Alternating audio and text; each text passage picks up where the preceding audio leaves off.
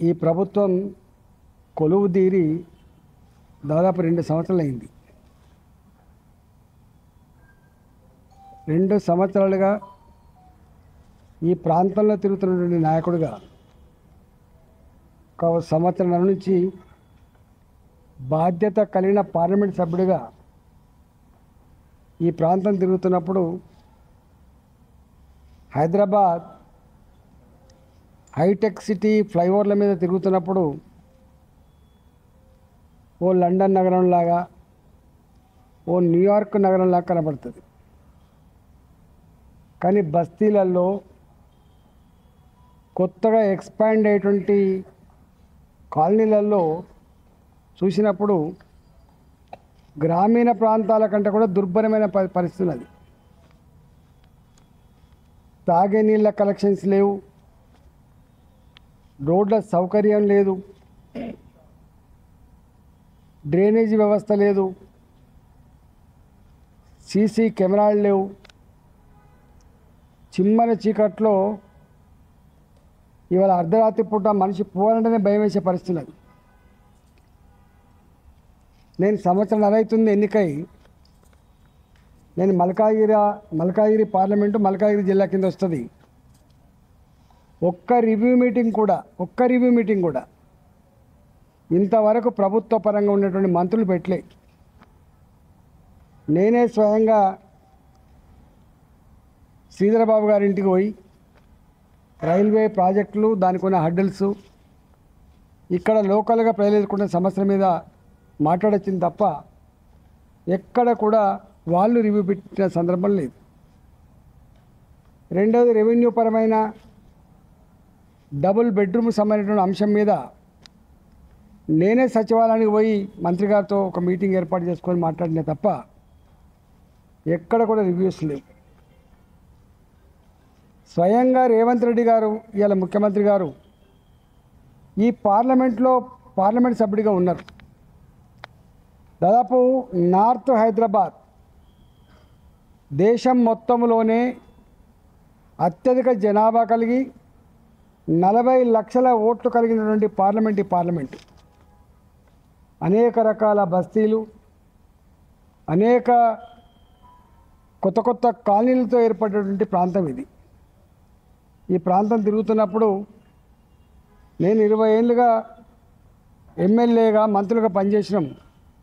కానీ ఇట్లాంటి దయనీయమైన పరిస్థితి మాత్రం ఎప్పుడు చూడలేదు.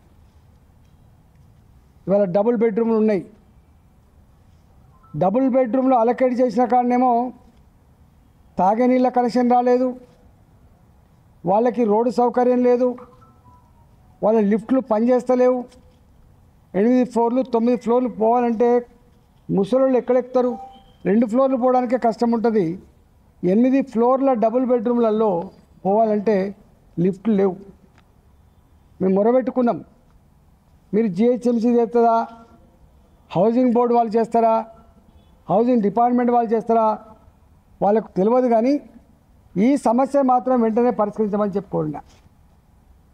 నేను స్వయంగా డబుల్ బెడ్రూమ్లు పొందిన వాళ్ళ కాలనీలకు పోయొచ్చిన, డబుల్ బెడ్రూమ్లు పంచని వాడు కూడా పోయొచ్చిన. అక్కడొక బాధ, ఇక్కడొక బాధ. నేను ఈ తుర్కపల్లి పక్కపంటి మురాడిపల్లి అని ఉంటుంది.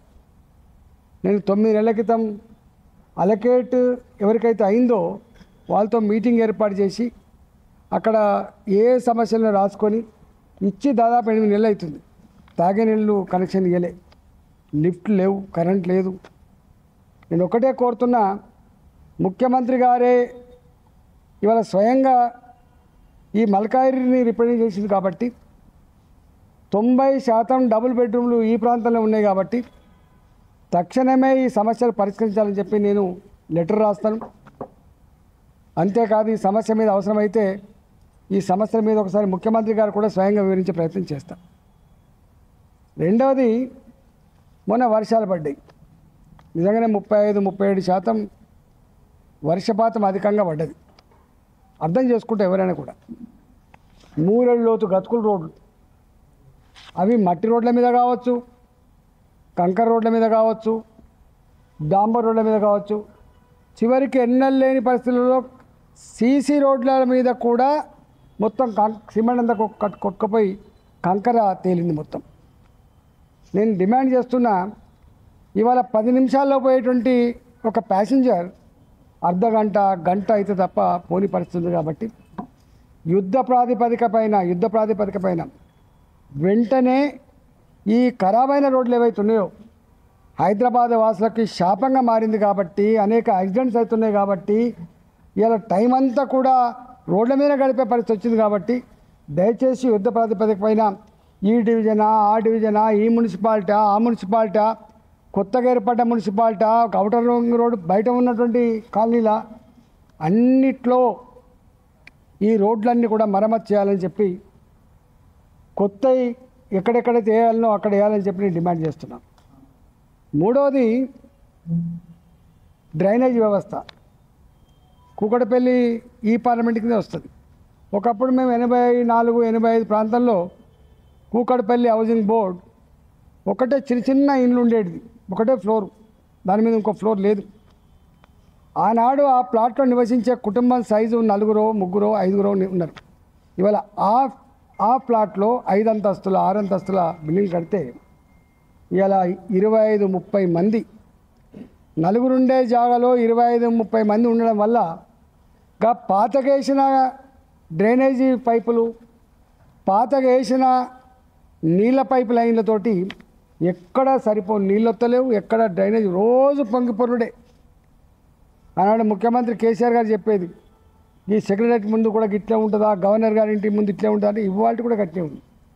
ఆయన 10 ఏళ్ళు పాలించిండ్రు.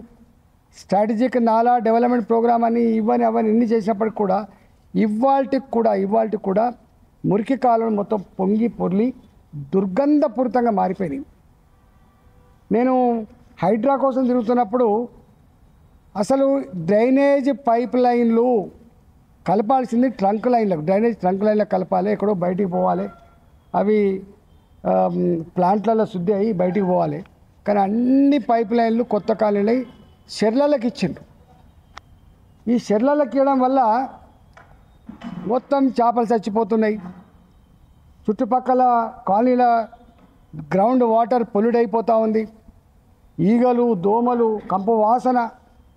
ఇవాళ వాటర్ బాడీస్ పక్కపండి ఉంటే, ఎక్కడైనా వాటర్ బాడీస్ పక్కపండి ఉంటే సంతోషపడే కాలం నుంచి వాటర్ బాడీస్ పక్కపండి ఉంటే అనారోగ్యం పాలే, హాస్పిటల్ పాలెత్తున్న పరిస్థితి చూస్తూ ఉన్నారు. కాబట్టి నేను ఒకటే కోరుతున్నా, ఈ డ్రైనేజ్ పైప్ లైన్లు ఇప్పుడు జనాభా కాకుండా ఇంకొక 10 ఏళ్లకు ఎంత జనాభా ఉంటుందో దాన్ని అసెస్ చేసుకొని డ్రైనేజ్ వ్యవస్థ నిర్మాణం చేయాలని చెప్పుకొని నేను డిమాండ్ చేస్తున్నా. దీనికి కూడా ఈ కార్పొరేటరా ఆ కార్పొరేటరా, ఈ పార్టీ ఆ పార్టీ గెలిచి చూడకుండా హైదరాబాద్ నగరంలో ఎక్కడెక్కడ ఉందో ఆ పని చేయమని చెప్పి నేను కోరుతున్నాను. అట్లనే ఈ చెర్లపల్లి రైల్వే స్టేషన్ ఉంది, 430-450 కోట్లతో ఏర్పాటు చేసాం. ఆ రోజు రైల్వే డిపార్ట్మెంట్ నేను కోరిన సోమనని, సరే 450 కోట్లు ఖర్చు పెట్టిండ్రు, ఒక 50 కోట్లు పెట్టి రోడ్డు కూడా ఏమని చెప్పినాం. వారు అన్నారు కొంత మీరు ఇస్తే మీకు కొంత ఇస్తా. అసలు వాస్తవంగా రైల్వే డిపార్ట్మెంట్లో ఈ మధ్యకాలంలో అండర్ పాసులు కానీ, రైల్వే అండర్ బ్రిడ్జ్లు కానీ, రైల్వే ఓవర్ బ్రిడ్జ్లు కానీ, రైల్వే పట్టాల మీద మాత్రం రైల్వే డిపార్ట్మెంట్ ఇస్తుంది. అటుపక్క ఇటుపక్క ఉండేటువంటి అప్రోచెస్ రాష్ట్ర ప్రభుత్వ డబ్బుతో ఖర్చు పెట్టాలి. కానీ మేము కొట్లాడి మా రైల్వే మంత్రులు ఒప్పించి 100% అప్రోచెస్ డబ్బులు స్టేట్ గవర్నమెంట్ ఒక సింగిల్ పైసా లేకుండా ల్యాండ్ అక్వైర్ చేసి ఇస్తే చాలు. మొత్తం ఆర్యూబీలు కడుతున్నారు, ఆర్ఓబీలు కడుతున్నారు, రైల్వే అండర్ పాస్లు, రైల్వే ఓవర్ బ్రిడ్జ్ కడుతున్నారు. ఇప్పటి వరకు వాటి కోఆర్డినేషన్ లేదు, వాటికి సంబంధించిన మీటింగ్ పెట్టలేదు. చెర్లపల్లికి ఇంతవరకు రోడ్డు సౌకర్యం కల్పించకపోవడం వల్ల ఇవాళ ఓపెన్ అయిన రైల్వే స్టేషన్ పూర్తి స్థాయిలో వాడుకోలేకపోతున్నాం. 450 కోట్లు పెట్టి కట్టి 40-50 కోట్ల రూపాయలు రోడ్డు లేకపోవడం వల్ల అవుతుంది. ఇది మాట్లాడుకోవడానికి చిన్న సమస్యనే ఉంటుంది కావచ్చు, రాజకీయాలు మాట్లాడితే అది ఆటగా ఉండి చెప్తారు కావచ్చు, కానీ ఇది ప్రజలకు సంబంధించినటువంటి బతుకు సమస్య. కాబట్టి తక్షణమే దీని మీద స్పందించాలని చెప్పి నేను కోరుతా ఉన్నా. అట్లనే డబుల్ బెడ్రూమ్లు ఎవరికైతే ఇవ్వలేదో వాటి వెంటనే పంచమని చెప్పి కూడా కోరుతా ఉన్నాం. అవన్నీ పెండింగ్ పెట్టారు. 2,52,000 ఇళ్ళు కేంద్రం శాంక్షన్ చేస్తే కట్టినవి కేవలం 1,60,000, 1,70,000 అయితే ఇంతవరకు అవి పూర్తిగా పంచలేదు. కాబట్టి ఇంతమంది పేదలు ఉన్నారు. ఒకవేళ ప్రభుత్వం కనుక పట్టించుకోకపోతే పేదలే వాళ్ళంతటా వాళ్ళే ఆక్యుపై చేసే ఆస్కారం ఉండదు. ఇప్పటికే చాలా దిక్కులు ఆక్యుపై చేసిండ్రు. అట్లాంటి వాళ్ళే ఆక్యుపై చేసుకోకుండా మీరు నిజమైన లబ్ధిదారులకు, నిజమైన పేదలకు ఈ డబుల్ బెడ్రూమ్ పంచాలని చెప్పి కూడా నేను డిమాండ్ చేస్తూ ఉన్నా. అట్లనే దీంట్లో ఈ మధ్య కాలంలో ఈ ఉచిత బస్సు ప్రయాణం మేమేం వ్యతిరేకిస్తలేము. దాంతో ఆటో వాళ్ళంతా రోడ్ల మీద పడ్డారు. మీకు తెలుసు, చాలామంది గ్రామీణ ప్రాంతాల్లో చదువుకున్న పిల్లలు ఆటోలు కొనుక్కునే జీవనం కొనసాగించుకుంటుండ్రో వాళ్ళ ఉపాధి పోయి హైదరాబాద్కి షిఫ్ట్ అయింది. వాళ్ళు ఆ రిజిస్ట్రేషన్, జిల్లాల రిజిస్ట్రేషన్ చూసి ఎక్కడ కూడా ఆటోలు తిరిగినా చాలన కడుతున్నారు. 5,000 రూపాయలు, 10,000 రూపాయలు చాలన వేస్తున్నారు. మేము అడుగుతున్నాం, మీరు ఆటో కలిగిన వాళ్లకు, ఆటో డ్రైవర్లకు నెలకు ఒక 1,000 రూపాయలు చొప్పున 12,000 రూపాయలు ఇస్తా అని చెప్పిన సంవత్సరానికి అది ఇచ్చుడు దేవుడరు. కానీ ఆటోల మీద చలనలు రాసి ఫైన్లు వేసి వేధించే పద్ధతి ఆపాలని చెప్పి డిమాండ్ చేస్తున్నాం. ఈ మధ్యకాలంలో మేము చూస్తున్నాం విపరీతమైన ట్రాఫిక్ జాములు.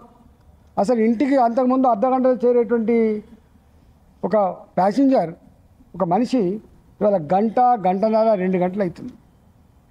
ఆఫీసులలో టైం గడపడం కంటే కూడా రోడ్ల మీద అలసిపోయిందే ఎక్కువైపోయింది. కాబట్టి ఇవాళ దాంట్లో పుండు మీద కారం చల్లినట్టుగా ఇవాళ పోలీసు వాళ్ళు మళ్ళా చెక్ పోస్టులు పెట్టి చెక్ చేస్తూ అంటారు. చెక్ చేసి ప్రతి 2 వీలర్ వాళ్ళకు, ఆటో వాళ్లకు, ట్రాలీ ఆటోలకు, డీసీఎంలకు రకరకాల ఫైన్లు. ఇంకా దారుణం ఏంటంటే మొన్న ఒకరు కంప్లైంట్ ఇస్తున్నారు, ఈ వాళ్ళకు నేమ్ ప్లేట్ మీద, నంబర్ ప్లేట్ మీద చిన్నదేదైనా ఎక్కడైనా బురద పడ్డా లేదా రంగు పోయినా దాని మీద కూడా ఫైన్ వేస్తారు. వాళ్ళకు పోలీసు వాళ్ళకు మీరు నెలకు గింత కలెక్షన్ చేయాలని చెప్పి వాళ్ళు టార్గెట్ పెట్టినట్టున్నది. దాంతో పాపం 2 వీలర్ వాళ్ళు, ఆటో వాళ్ళు, ట్రాలీ వాళ్ళు, డీసీఎంల వాళ్ళు, కార్ల వాళ్ళు నానా యాతన పడుతున్నారు. అసలు శాపనాదాలు పెడుతున్నారు. నేను ఇంకొక విషయాన్ని ముఖ్యమంత్రి దృష్టికి తీసుకొస్తున్నా. అంతకుముందు కేసీఆర్ గారు ముఖ్యమంత్రి ఉన్నప్పుడు ఫామ్ హౌస్కి పోతున్నప్పుడు మొత్తం దారిలో ఉన్నటువంటి కూరగాయలు అమ్ముకుంటోళ్ళు, పంక్చర్ దుకాణపోళ్ళు, పండ్లు అమ్ముకుంటోళ్ళు, మక్క గంగులు అమ్ముకుంటోళ్ళు వారి వచ్చిపోయే రోజు ఒక 4 గంటల ముందు వచ్చినప్పుడు, ఒక 4 గంటల ముందు పోయేటప్పుడు మొత్తం అన్నీ తీసి పక్క పెట్టేది, తిట్టుకునేది. ముఖ్యమంత్రి గారు ఇటు వస్తే మేము సంతోషపడాలి, కానీ ముఖ్యమంత్రి గారు వస్తే మాకు శాపం. ఇవాళ కూడా మళ్ళీ నేను రాత్రి ఒక పెళ్ళి పోయినా, వారు కూడా పెళ్ళికి వచ్చింది. నేను రోడ్డు దిగిన, ఏది రింగ్ రోడ్ దిగి శంషాబాద్లో ఎంటర్ కావాలంటే 35 నిమిషాలు ఆపింది మమ్మల్ని. 35 నిమిషాలు ఆపింది. 35 నిమిషాలు. ముఖ్యమంత్రి గారేమో మేము పోతున్నప్పుడు ఆరుబడ్డ రక్కేర్లేదు, మునుపటి ముఖ్యమంత్రిలాగా డాబు దర్పం లేదు నాకు అని చెప్తున్నారు. కానీ ముఖ్యమంత్రి గారు ఎక్కడికి పోయినా కూడా 30 నిమిషాలు, 40 నిమిషాలు అసలే ట్రాఫిక్ జాములలో చచ్చిపోయే జనానికి ముఖ్యమంత్రి గారి ప్రయాణం ఏదైతే ఉందో అదొక శాపంగా మారిపోయేటువంటి ఆస్కారం ఉంది. కాబట్టి ముఖ్యమంత్రి గారు దీని మీద రివ్యూ చేసుకోమని చెప్పి కోరుతున్నాం. మీ దృష్టికి ఇది వచ్చిందో లేదో తెలియదు, కానీ మీరు దీన్ని రివ్యూ చేసుకోమని మాత్రం నేను చెప్పదలుచుకున్నాను. అట్లనే ఈ హైడ్రా మీద కొంతమంది ఇప్పుడు కూడా మాట్లాడుతున్నారు. మేము హైడ్రా మంచి పని చేస్తే మేమేం వ్యతిరేకించట్లేదు. బిగినింగ్లో మొదట్లో ఈ హైడ్రా దారి తప్పి పేదల ఇళ్లను కూల్చేసినప్పుడు మేము వ్యతిరేకించినాం. కొంతమంది మాట్లాడుతున్నారు హైడ్రా ఇంత మంచి పని చేయొచ్చు. మంచి పని చేసి సంతోషపడతాం. మేమే ఇస్తున్నాం కొన్ని కాంప్లైంట్. ఇప్పుడు అనేక దిక్కుల ఇప్పటికి కూడా పార్కుల జాగాలు ఆక్రమించుకుంటారు, అనేక దిక్కుల గవర్నమెంట్ స్థలాలు ఆక్రమించుకుంటారు. తప్పకుండా వాటిని కాపాడవలసిందే.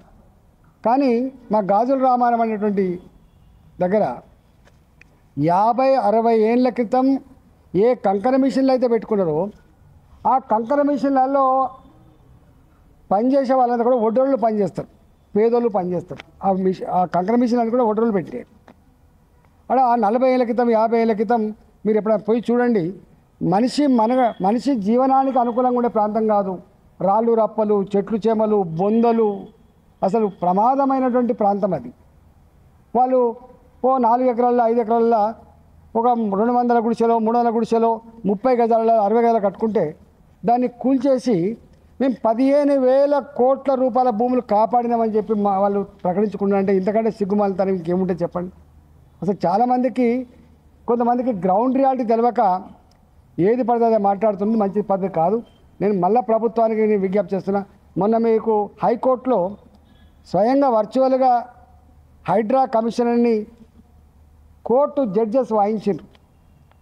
జైల్లో పెట్టాల్సి వస్తుంది, అరెస్ట్ చేయాల్సి వస్తుంది, చర్యలు తీసుకోవాల్సి వస్తుందని చెప్తున్నాను. కాబట్టి నేను ఒక్కటే కోరుతున్నాను, మీరు మంచి పని చేయండి. కానీ మీరు ఇంకా గిట్లాంటి కేవలం దొంగల్లాగా సాటర్డే సండే మాత్రమే పోలీసు వాళ్ళందరినీ కూడా జమ కట్టుకొని ఈ కూల్చివేత పనులు ఆపమని చెప్పి కోరుతున్నాం. వాళ్ళకి నోటీస్ ఇవ్వు, వాళ్ళకి అవకాశం ఇవ్వు. ప్రజాస్వామ్యంలో కోర్టులకు అంతా అనాలోచితంగా ఎట్లా స్టేలు ఇస్తాయి చెప్పండి? ఇస్తాయా? అంటే మీకు కోర్టుల మీద నమ్మకం లేదా? చట్టాల మీద నమ్మకం లేదా మీకు? అందువల్ల ఇలా హైదరాబాద్ నగరంలో ఇట్లాంటి అన్నీ కూడా రెక్టిఫై చేయాలని చెప్పి ముఖ్యమంత్రి కోరుతున్నా. అవసరమైతే ఇప్పుడు మేము ప్రజల కోసం ఎన్నికలు కాబట్టి మాకేం బేజాలు లేవు. ఒకప్పుడు మేము మంత్రుల దగ్గర స్వేచ్ఛగా పోయేది, దరఖాస్తు ఇచ్చేది, మీటింగ్లు పెట్టుకునేది.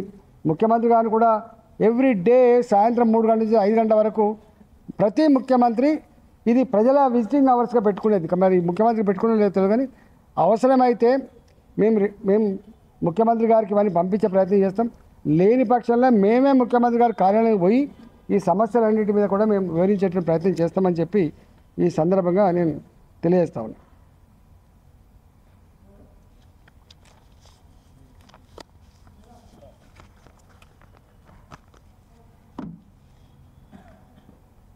జూబ్లీహిల్స్లో బీజేపీ ఓటమి వచ్చిన తర్వాత బీజేపీ కథమైపోయింది రాష్ట్రంలో. బీజేపీకి ఆస్కారం లేదు, బీఆర్ఎస్ ప్రత్యామ్నాయం అంటూ బీఆర్ఎస్ మాట్లాడుతుంది. నేను మొట్టమొదటిగా వేలాది మంది భారతీయ జనతా పార్టీ కార్యకర్తలు, వందల మంది నాయకులు, ఇది వాళ్ళ భవిష్యత్ సంబంధించిన సమస్య. గెలిచినా ఓడినా అధికారం ఉన్నా లేకపోయినా 45 ఏళ్ళుగా నిరంతరంగా జెండా పట్టుకొని ప్రజల పక్షాన్ని నిలిచినటువంటి పార్టీ భారతీయ జనతా పార్టీ. ఇవాళ వాళ్ళు కొంత ఈ ముఖ్యమంత్రి గారి స్టేట్మెంట్స్ కావచ్చు, ప్రతిపక్ష పార్టీ నాయకుల స్టేట్మెంట్స్ కావచ్చు, లేదా కొంతమంది అవగాహన లేకుండా ఇచ్చేటువంటి స్టేట్మెంట్స్ కావచ్చు, ఇవన్నీ చూస్తున్నా సాడ్ పార్ట్, బాధ అనిపించేటువంటి అంశం అది. నేను ఒక్కటి మీకు గుర్తు చేస్తున్నా. 2015లో 2016లో నారాయణఖేడ్లో కృష్ణారెడ్డి గారు చనిపోయింది. నారాయణఖేడ్లో కృష్ణారెడ్డి గారు చనిపోయింది. అక్కడ బై ఎలక్షన్స్ వచ్చినప్పుడు అప్పుడు కృష్ణారెడ్డి గారు కాంగ్రెస్ పార్టీ ఎమ్మెల్యే. కానీ కేసీఆర్ గారు అయ్యో చనిపోయింది కదా ఉదారంగా ఆ కుటుంబానికి కేటాయించలే. బీఆర్ఎస్ పార్టీ క్యాండిడేట్ పెట్టింది, భూపాల్ రెడ్డి గారు అనుకుంటా. అధికారంలో ఉన్నటువంటి పార్టీ కాబట్టి మొత్తం తనకున్న అధికార యంత్రాంగం అంతా వాడిండు. అక్కడ అధికార పార్టీ టీఆర్ఎస్ పార్టీ గెలిచింది భూపాల్ రెడ్డి 2016. ఆ తదుపరి పాలేరులో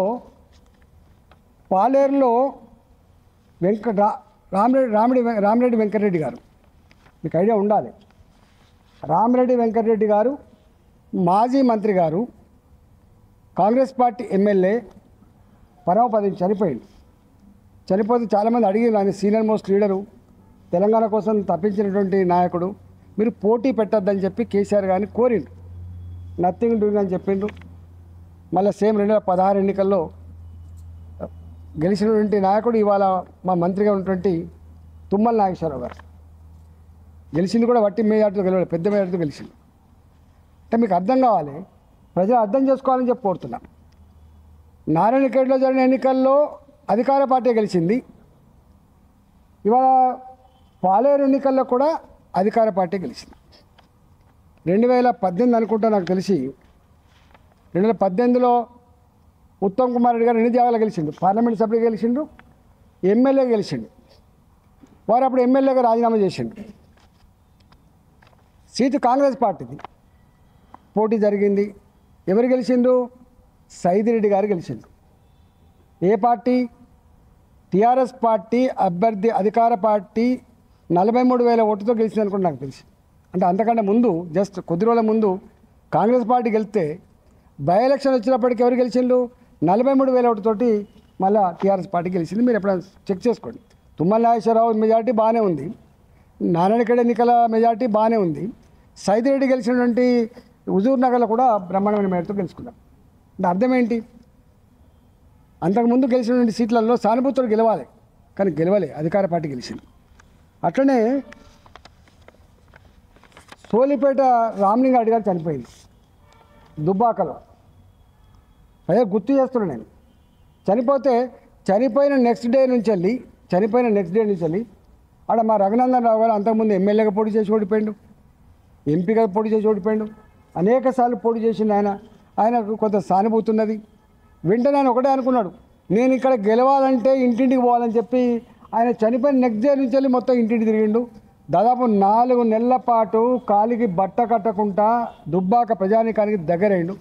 ఎన్నికల నోటిఫికేషన్ రాగానే ఆయన పోటీ చేసిండు.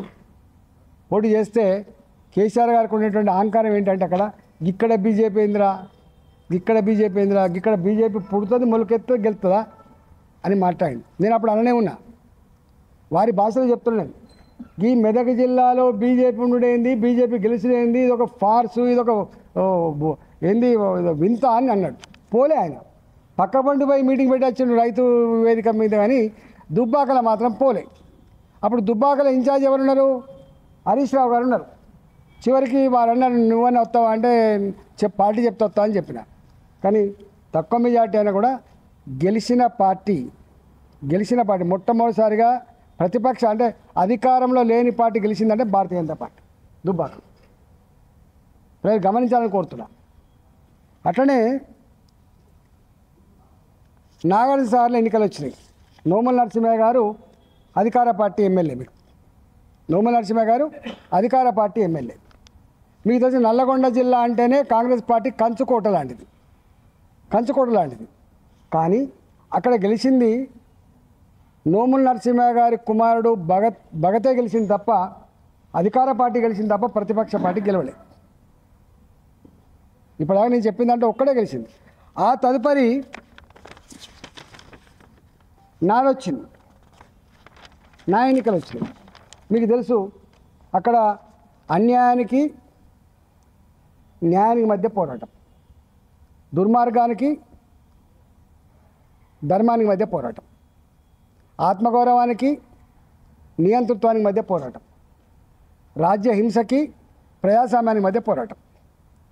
అది ప్రజలు పాల్గొన్నటువంటి ఎన్నికలు. మీకు తెలుసు మొత్తం యావత్ ప్రపంచమంతా కూడా తెలుగు మాట్లాడే ప్రజలు అమెరికాలో ఉన్నా ఇతర దేశాల్లో ఉన్నా కూడా ఎదురు చూసిన ఎన్నికలు 6 నెలలు జరిగినాయి.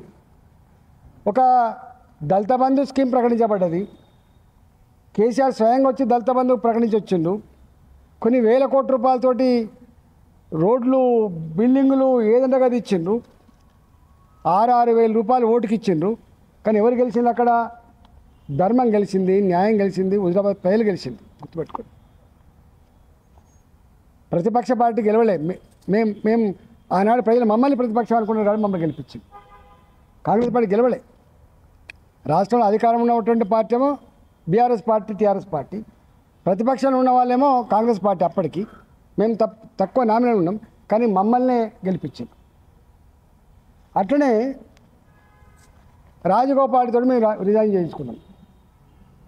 పార్టీ మారింది కాబట్టి, ధర్మం కాబట్టి, పదవి కంటే కూడా ఎథిక్స్ ముఖ్యం కాబట్టి అని చెప్పి రాజీనామా చేశాం. మీకు తెలుసు ఎంత హింస పెట్టిండు కేసీఆర్. సేమ్ హుజరాబాద్లో ఏ హింస అయితే పెట్టిండో అక్కడ కూడా పెట్టిండు. అక్కడ మళ్ళా అధికార పార్టీ గెలిచింది. అంటే ఇప్పటిదాకా తెలంగాణ ఏర్పడిన తర్వాత జరిగిన మొత్తం ఎన్నికలలో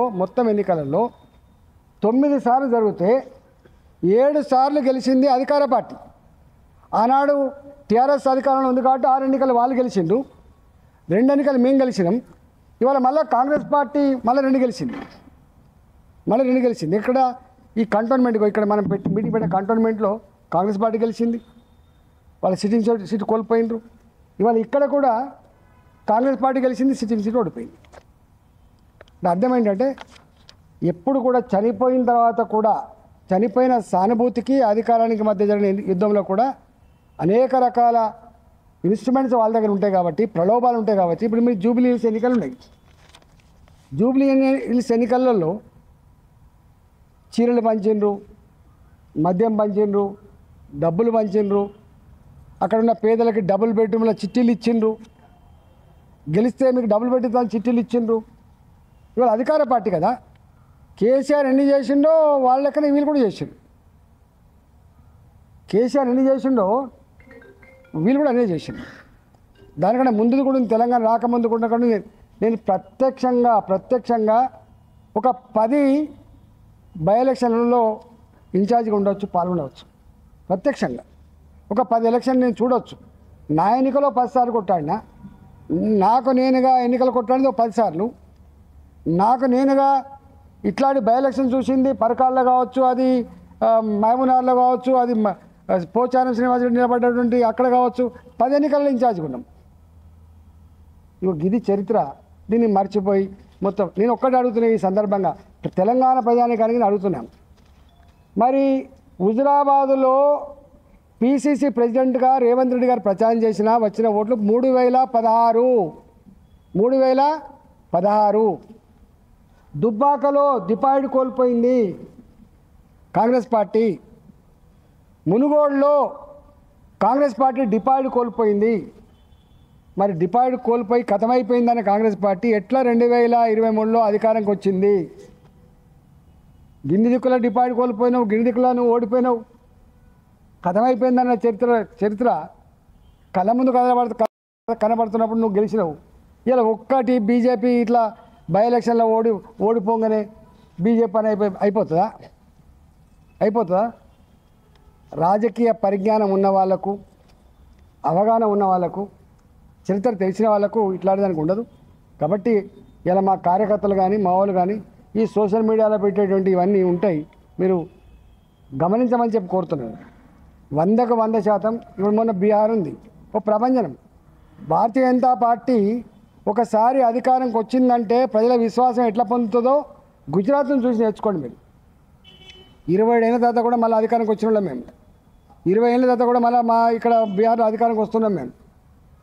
అట్లా ఒళ్ళు వంచి చెమట వడిపి ప్రజలకిచ్చిన హామీలు అమలు చేసి ప్రజల ప్రేమను పొందగలిగి అధికారంకి వస్తున్నాం తప్ప లేదు ఉత్తగానే మీరు ఈవీఎంలు మ్యానిపులేట్ చేసిందా? మరి నీవు ఈవీఎంలు మేనేజ్ చేసినావా? మీరు ఇక్కడ జూబ్లీహిల్స్లో ఈవీఎంలు మేనేజ్ చేసినావా? జూబ్లీహిల్స్లో దొంగ ఓట్లు వేసుకున్నావా? దొంగ ఓట్లు నమోదు చేసుకున్నావా? కర్ణాటకలో మరి మీరే గెలిచిండ్రు, తెలంగాణలో మీరు గెలిచిండ్రు, ఎవరు ఈవీఎం పనిచేయలేదా? నువ్వు గెలిస్తేనో ఒక న్యాయం, ఇతరులు గెలిస్తేనేమో ఓడ్ చోర్. ఇదేం ఏం చేస్తావో చెప్పాలి కానీ ప్రజలకు ఒక ప్రతిపక్ష పార్టీగా నువ్వేం చేస్తావో చెప్పాలి కానీ వాటికనే కనబడుతూనే ఉంది. ఇట్లనే ప్రజల కోసం బరిగీసి కొట్లాడే తత్వం నీలో లేనప్పుడు, నీ పార్టీకి అది లేనప్పుడు నీ పార్టీ మూడపోయే ప్రసక్తి లేదు. అక్కడ సరి చేసుకోండి కానీ ఇతరుల మీద వచ్చేసే ప్రయత్నం చేయదు. మీ పార్టీలోనే కొందరు ఎంపీలు రెడ్డి గారి ఆయన చెప్తాను మేము ప్రచారం చేస్తాం, ఆయన మాకేం చెప్పలేదు అన్న ఆరోపణలు చేశారు. ఇలా అయితే రాబోయే రోజుల్లో కూడా కాంగ్రెస్ పార్టీ మరోసారి అధికారంలోకి వస్తాయి. ఎంపీ అరవింద్ అంటే దానికి అనుకున్నాం సార్, మీరు కూడా సరిగా ఏదో వచ్చి రానట్టు వచ్చారు కానీ ప్రచారానికి కలగలుపు లేదు, ఐక్యత లేదు బీజేపీలో అన్నది జూబ్లీహిల్స్ ఉప ఎన్నిక ప్రచారంలో బయటపడ్డది. ఇప్పుడు నేను ఇంత చరిత్ర చెప్పినోడిని, ఇప్పుడు ఇంత చరిత్ర నా మధ్యలో కూడా ఉంటుంది కదా, నా అంతరాత్మ ఉండదా మధ్యలో? కానీ తెల్లజెండా ఎత్తాం, కొట్లాడే ఓడిపోతాం. మాకు తెలుసు ఏం జరగబోతుందో, అధికార పార్టీకి ఉండే హంగులేంటో, కలిసి వచ్చే అంశాలేంటో ఇప్పుడు నేను ఇప్పుడే చెప్పినాను. కాంగ్రెస్ పార్టీ అధికారంకి వచ్చిన 2 బై ఎలక్షన్స్ వచ్చినాయి. ఎవరు గెలిచిండు? 2 వాళ్ళే గెలిచిండు. అంతకుముందు బీఆర్ఎస్ తోటి ఉన్నప్పుడు 2 మేము గెలిచినాం. ఒకటేమో ధర్మం అధర్మానికి మధ్య జరిగింది కాబట్టి గెలిచినాం, ఒకటేమో అహంకారం నన్ను మమ్మల్ని కొట్టేవాడు అనుకుంటే గెలిచినాం మేము. అందుకనే అధికార పార్టీకి కలిసి వచ్చే అంశాలు ఉంటాయి. అయినా నాకు ఒక బాధ్యత ఇచ్చిండు రహమత్ నగర్, నాకు ఇచ్చిన బాధ్యత. మేము రోజు ఒక 400 మందిని 500 మందిని మేము రోజు పోయి ప్రచారం చేసి వచ్చినాం. మేము ఇంటింటికి ప్రచారం చేసిన, నేను ఒక్కరోజు చేయలే, నాకు ఇచ్చిన 2 రోజులు నేను చేసి వచ్చిన. ఇట్లా సగం చేయం. రెండోది కూడా ఏంటంటే ఇప్పుడు ఎన్నికలు ఎప్పుడు వచ్చినా కూడా పార్టీ అంత బాధ్యత వహిస్తుంది తప్ప ఒక కిషన్ రెడ్డి గారు బాధ్యత వహిస్తారు, లేకపోతే ప్రెసిడెంట్ గారు బాధ్యత వహిస్తారు, అట్లుండదు కదా. ఎంటైర్ పార్టీ సిస్టమ్ కదా. అంటే హుజురాబాద్లో మునుగోడులో కొట్టిన కొట్లాట జూబ్లీస్లో చేయలేదు బీజేపీ అనేది ఆరోపణ. నేతలు ఎందుకు ఆసక్తి చూపించారు? ఇప్పుడు నేను ఒక్కొక్కటే అంటున్నా, ఒకవేళ మేము వాస్తవంగా ఇప్పుడు దాకా చెప్పిన రఘునందన్ రావు గారు ఏం చేసిండ్రు, రామలింగారెడ్డి గారు చనిపోగానే ఏం చేసిండు రఘునందన్ రావు? ఏం చేసిండు? ఇంటింటి తిరిగిండు కాలిబట్ట కట్టుకుంటా. హుజరాబాద్లో నేను ఏం చేసిన, రిజైన్ చేసిన తర్వాత 2021 ఏప్రిల్లో నేను బయటకు వచ్చిన. మీకు ఐడియా ఉండాలి. 6 నెలల పాటు యుద్ధం జరిగింది అక్కడ. 6 నెలలు నాట్ ఎన్నికల షెడ్యూల్ కోసమో ఎన్నికల నోటిఫికేషన్ కోసం ఎదురు చూడలే. ఎన్నికలు డెఫినెట్ రాబోతున్నాయి, మేము నిలబడబోతున్నాం కాబట్టి వచ్చింది. అక్కడ కూడా మేము ముందే 2000 ఎప్పుడైతే చనిపోయినరో మేము కూడా కొంత పని చేసి ఉంటే తప్పకుండా మేము కొంత మంచి జరిగే ఆస్కారం ఉంటుండే. మేము చివరి మినిట్ వరకు కూడా క్యాండిడేట్ ప్రకటించలేదు కాబట్టి డెఫినెట్గా వాళ్ళకు అడ్వాంటేజ్ ఉంది. అది దాచుకునేది ఏముంది? ఎందుకు అడ్వాంటేజ్ అయిందంటే గంతకైంది. అప్పటికే వాళ్ళు చనిపోయినటువంటి వాళ్ళు సానుభూతితో ఏడ్చుకుంటూ వాళ్ళు తిరిగిండ్రు. మీకు తెలుసు అధికార పార్టీ కాబట్టి లోపల ఏం చేసుకున్నారు, వాళ్ళు చేసుకున్నారు. ఇది గెలవకపోతే నా ప్రభుత్వం ఉంటుందా ఉండదు అనేటువంటి భావన వాళ్ళకుండే. అరే నా ఉన్న సీటు ఓడిపోతే నా ప్రతిష్ట నా పార్టీ గంగలు కలిసిపోద్ది అనే భావన వీళ్ళకుండే. సీరియస్నెస్ ఉంటుంది కదా. కేంద్ర మంత్రి ఉన్నాడు కిషన్ రెడ్డి గారు, ఆయన సొంత నియోజకవర్గం. కిషన్ రెడ్డి గారికి బాధ లేదా?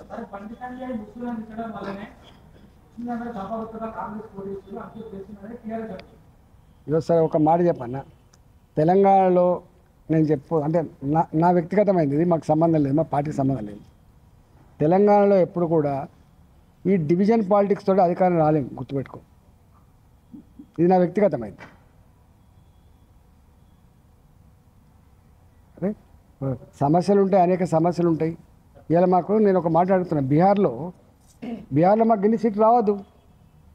30% పాపులేషన్ ఉంది, మాకు ఇన్ని సీట్లు ఎందుకు వచ్చినాయి? ఎక్కడో తప్పకుండా త్రిబుల్ తలాక్. మా సర్సంఘ్ చాలక్ ఒక గొప్ప మాట చెప్పిండు. ఒక జాతిని విస్మరించి, ఒక వర్గాన్ని విస్మరించి భారత్ని నిర్మాణం చేయలేము. గుర్తుపెట్టుకోండి, మా సర్సంఘ్ చాలక్ గారు చెప్పిన మాట ఏంటంటే,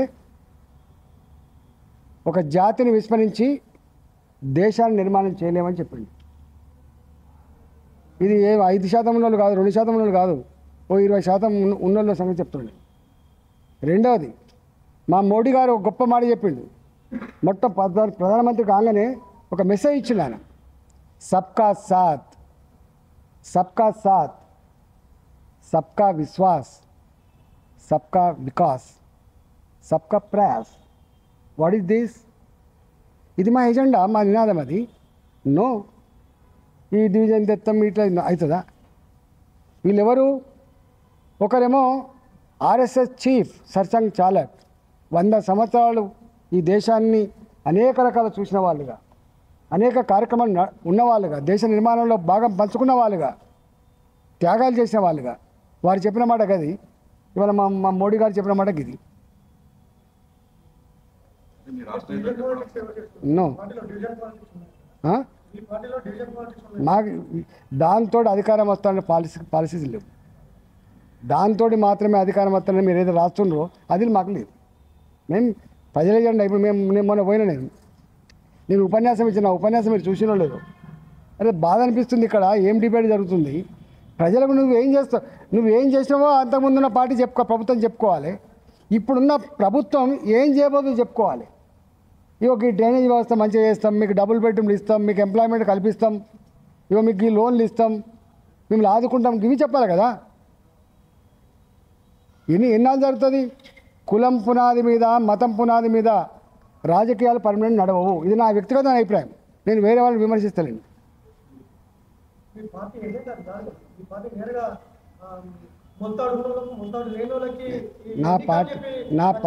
నాది భారతీయ జనతా పార్టీ. మాది ఒక ప్రజాస్వామికమైనటువంటి పార్టీ, ప్రజాస్వామికమైన పార్టీ. కాబట్టే గుజరాత్లో అన్ని సంవత్సరాలు చదివినాం, కాబట్టే ఇవాళ యూపీలో పాలిస్తున్నాం. నువ్వు పోయి చూడు, మాది రోడ్లు వేసి, రైల్వే లైన్లు వేసి, ఎయిర్పోర్ట్లు కట్టించి, తాగునీళ్ళని ఇంటింటికి ఇచ్చి, ప్రాజెక్టులు కట్టించి, పేదరికాన్ని పారదోలి, ఉపాధి కల్పించి, భారత జాతి ఆత్మగౌరవాన్ని ప్రపంచ చిత్రపటం మీద ఎగిరాని తపనపడే పార్టీ మాది. మా పార్టీ గది. మోడీ గారి నేను 100 చెప్తాను. బిఫోర్ 2014, ఆఫ్టర్ 2014 ఒక చార్టీతో చదువుకో. అసలు ఇన్ఫ్రాస్ట్రక్చర్ రంగంలో, రైల్వే స్టేషన్ల నిర్మాణంలో, ఎయిర్పోర్ట్ల నిర్మాణంలో, AIIMS all India institute of medical sciences నిర్మాణంలో, ఇవాళ మన రూర్కెలా, బాంబే లాంటి దగ్గరనే ఉండే ఐఐటీలు, ఇవాళ ఎన్ని వచ్చినాయి ఐఐటీలు. ఇవాళ భారత్ ఎటువైపు పోతుంది. ఇవాళ స్వయంగా చంద్రమండలం మీద అడుగుపెట్టేటువంటి స్థాయికి ఎగినటువంటి భారత్ ఇది. That is Bharat today under the leadership of Modi. గక్కడ ఉంటే ఎక్కడి 11th ఎకానమీ, ఎక్కడి 4th ఎకానమీ.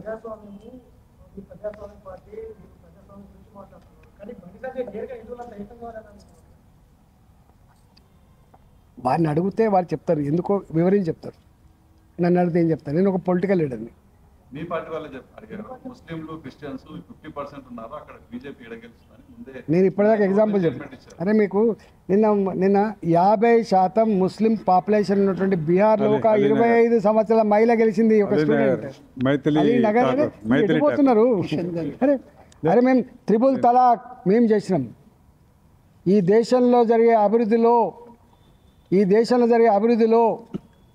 పొందే స్కీములలో ముస్లిం పాపులేషన్ ఉంటుందా ఉండదా మీరు చెప్పండి. ఏం ఆలోచిస్తున్నారు? మేము వేసే రోడ్లు, మేము కట్టే రైల్వే స్టేషన్లు, మేము వేసే రైల్వే లైన్లు, మేము కట్టే ఎయిర్పోర్ట్లు, మేము ఇచ్చే 5 కిలోల బియ్యం పర్ పర్సన్ ఉచితంగా, మేము ఇచ్చేటువంటి విశ్వకర్మ స్కీమ్, మేము ఇచ్చేటువంటి ఆర్థిక వెసులుబాటు, దాన్ని లేరా ముస్లింలు? దాన్ని లేరా క్రిస్టియన్స్? మా మోడీ గారు స్వయంగా పోయినరు ఒక మసీద్కి, మా మోడీ గారు స్వయంగా పోయినరు ఒక చర్చ్కి. Is a prime minister of India, is for all, is a leader. అది చెప్పేవాళ్ళు వేరే ఉంటారు. పొలిటికల్ లీడర్ అంటే వాడికి ప్రజలందరూ ఒక దగ్గర నా ఇంటికి ఎవరైనా వస్తారనుకో, నేను ఆయన మతం చూడను, ఆయన కులం చూడను, ఆయన పార్టీ కూడా చూడను. ఆయన ఏం చూస్తా? నీ సమస్య ఏందని చూస్తాను నేను.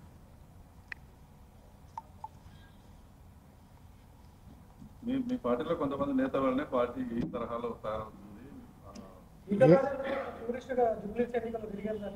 అరే ఇప్పుడే చెప్తే కానీ టూరిస్ట్ 400-500 మంది తిరిగినా, ఇంటికి తిరిగినా.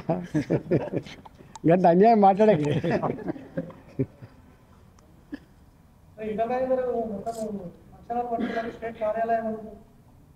నా కాన్షియన్స్ ఇది. నేను హైదరాబాద్లో ఉన్న పార్లమెంట్లో మా అధ్యక్షుడు మా కంటోన్మెంట్ డైరెక్టర్.